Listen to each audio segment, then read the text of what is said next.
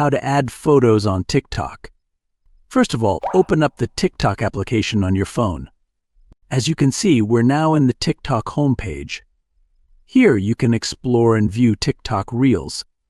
On this page, go to the bottom panel and tap on the plus icon in the middle.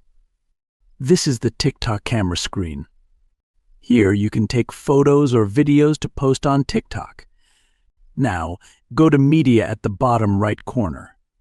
You can choose photos or videos from your camera roll here. Now, go to the Photos section. Then, tap on Select Multiple at the bottom.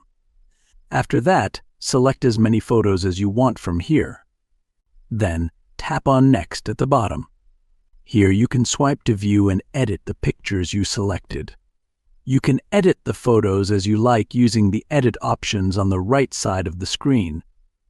You can also add a sound to the post if you want. Once you're done, tap on Next at the bottom. On this page, you can add a caption and also manage other settings. Then, tap on Post at the bottom. Following these steps, you can easily add photos on TikTok.